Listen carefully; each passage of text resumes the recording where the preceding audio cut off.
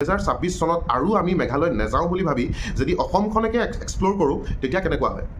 নমস্কাৰ, ফাৰ্ষ্ট এটা কুৱেশ্যন সুধিম আপোনালোকক, যদি উত্তৰ দিব পাৰে তেনেহ'লে কমেণ্টত নিশ্চয় উত্তৰটো দিয়ক। মেঘালয় যাব নেকি?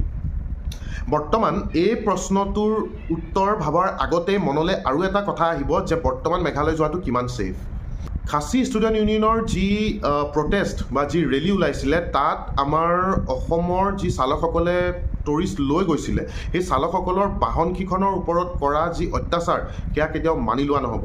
অকল চালকে নহয়, আছাম ৰেজিষ্টাৰ্ড গাড়ী চাই ইণ্টেনশ্যনেলি তেওঁলোকে যি ডেমলিছ কৰিছে, সেই গাড়ীবোৰক যি অত্যাচাৰ চলালে সেই গাড়ীবোৰৰ ওপৰত বা গাড়ীবোৰত বহি থকা মানুহৰ ওপৰত যি অত্যাচাৰ চলালে, সৰু সৰু ল'ৰা ছোৱালী হস্পিটেলাইজ কৰিবলগীয়া কৰি দিছে, সেয়া কেতিয়াও মানি লোৱা নহয়, সেয়া অতি নিন্দনীয়।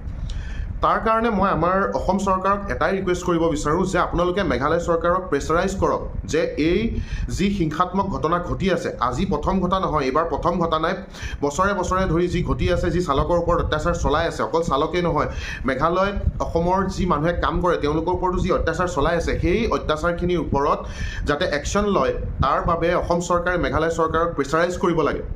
আৰু মই অনুৰোধ জনাম আমাৰ অসম চৰকাৰক, আমাৰ মুখ্যমন্ত্ৰী হিমন্ত বিশ্ব শৰ্মা ডাঙৰীয়াক যে তেওঁ যাতে প্ৰেছাৰাইজ কৰে মেঘালয় গভৰ্ণমেণ্টক যাতে এই প্ৰব্লেমটোৰ এটা final and complete full and final solution এটা ওলায়।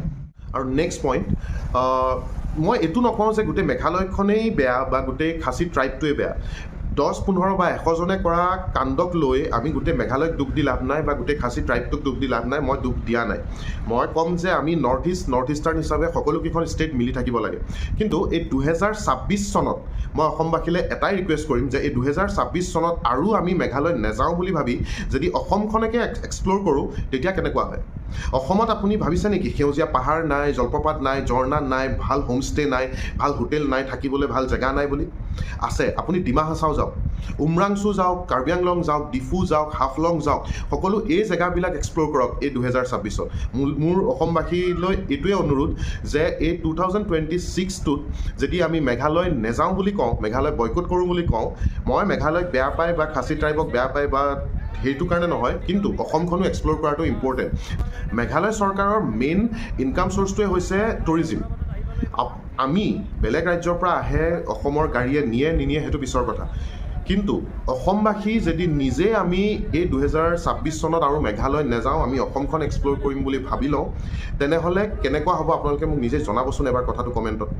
মই মোৰ নিজৰ মনৰ কথাটোহে কৈছোঁ। ধন্যবাদ।